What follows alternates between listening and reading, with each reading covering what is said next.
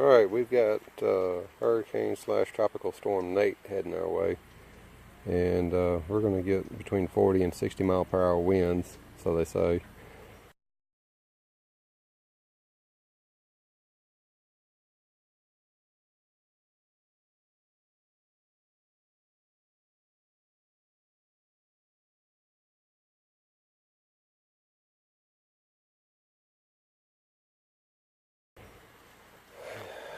They're still collecting, but I'm about to try to secure them the best I can. I would love to have some metal eye hooks anchored in this concrete right now that I could just strap down to. And it may be something I might consider in the future, but right now I'm just going to do what I can to secure them the best I can. I'm going to put some cross member 2x on these 4x. I'm going to strap down to them, and then I think I'm going to take these 2 4x that aren't in use and these cinder blocks, and I've got a couple more cinder blocks, and try to give an anchor point in the back so that it won't tilt forward or backwards. And side to side I'll get by strapping them down to some side wing 2x.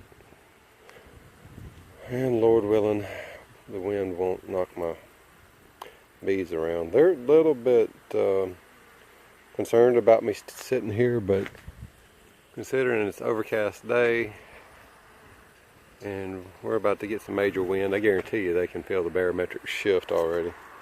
They know what's coming before we do. Well, we know because we have weather predictions, but you know, short of that, if we were just out here minding our own business and not paying attention to a technology that we have been given access to these days, these bees would definitely know what's up before we did. Alright y'all, let me get after it and I'll show you what I've got done when I'm done. Alright, very overcast, and they're not enjoying it, but Lord willing, if the wind gets up to 40 to 60 miles an hour like it's forecasted, it's still forecasting around 35 to 40. Yesterday it was forecasting 40 to 60, and it's starting to get a little breezy. It's very overcast, and the bees are not enjoying this at all with me mucking around the sides of their hives. I need to replace some of these 4x. You can see that one's twisted pretty bad on the end there, closest to me on the front. So it's got one of those hives cockeyed, but it's always been that way. But I'm going to replace it when I get a chance. These two aren't too heavy. Actually, the one closest to me is about one of the heaviest ones I have as far as single boxes are concerned. It is the heaviest single box I have. But they're all doing well. I mean, they are foraging like crazy. Not at all really disturbed by me being here. I don't like the drill I was using. I just got tagged. So yeah, they don't enjoy me being here. One nailed my hand and then flew off. I mean, she hit me right in the palm of my hand and did not sting me. Love nitrile gloves, but you know what? They're not good work gloves, so I ended up tearing the one on that hand and replaced it with the other work glove I had in the truck. They come and go. This one was very active earlier. Now this one's very active. Actually, the second one down there is very active, which is really promising. It swarmed a couple of weeks ago. And bees don't like it when you're in front of their hive, so let's come around the back side and we'll go over what I've done. 2 things, well, a bunch of things. Okay, secured those 2x with deep screws, long screws into the 4x. I have secured the cinder blocks to those posts with ratchet straps, and I've secured the boxes. These tall ones are secured forwards and sideways. That is not screwed down. It's actually just strapped real tight. And that board comes out the back. And that is to keep it from going like this. So I don't want the hive slipping backwards, and hopefully the wind will not knock it over with the way I got it rigged up. You can see better distance. So in theory, the cinder blocks on the back there will keep it from going up, and it's secured in between those two hives pretty well with a ratchet strap, so hopefully that'll keep that end from going up, or rather torquing like that, you know, wind taking the boxes and pushing them back with the whole torque, the whole thing like that, back end down, front end up. And I'm trying to keep them safe. If they vibrate a little bit in the wind, I'm not overly concerned about that, but I think they'll be fine. And you can see the screws they use there. Some of those Spax construction screws. Those are 3.5 inches, maybe 3 inches. I can't remember, but they're secured well enough. I think 30, 40 mile an hour wind will keep this rig from breaking apart. I did actually toenail screws in this 4x4 into the 4x4 below on two sides, both boards, on both of them.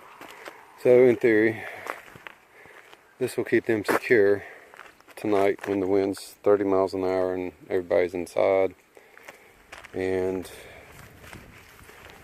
Lord willing, Nate won't tear up my beehives because they're in good shape. I mean, if I restack them tomorrow, as long as the queen survives, you know, if they get blown apart, if the queen survives, Lord willing, she'll be in the box that I pick up off the ground and restack. And in theory,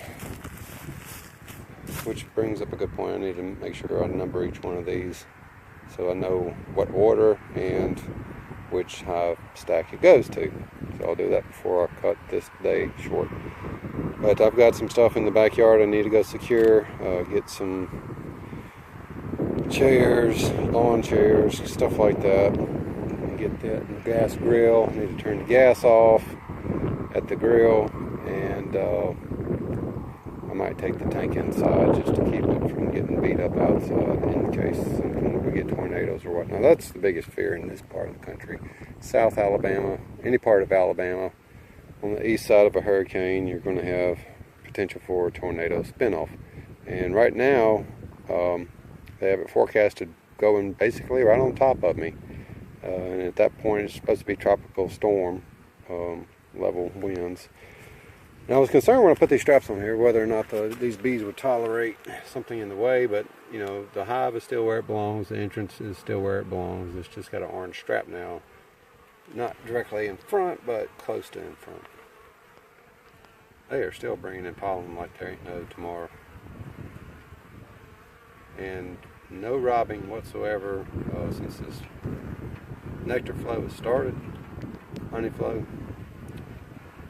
And as soon as I start seeing flowers wilting out, dying off, when goldenrod is no more, I'm going to stack some feeders on top of these things and feed them internally. Give them as much sugar as they'll take, and then remove the sugar and give them some fondant to hold over through the winter. And Lord willing, as you see as much pollen as they're bringing in, that'll be sufficient stores for them. And the other day when I went into these hives, all I saw was 2 beetles in the one hive behind me. And it's the weakest hive, and just 2 beetles. I'm really, really content with that, because last year I lost like 5 or 6 swarms to beetles. They just got overwhelmed with beetles and did not have the strength to defend them. And then we had a drought, which I believe the drought took care of the beetles for the most part, because beetle larvae burrow into the ground, and I think they, without the moisture in the top 1.5 foot of soil, I mean, it was awful. We didn't have rain. It was like June through somewhere late October, early November before we had a good rain, and that took care of the hive beetles, thank God. I think it took care of some of the Japanese beetles too, because I did not see any this year at all, except for very few on my grapevines, and I was able to smush them as I saw them. But usually, the year before, I mean, there was just an abundance of them. They tore up every bean plant I had. Well, y'all stay safe. I'll get back with you later. We'll see how this turns out. Lord willing, it'll be good. Y'all have a good one and be blessed.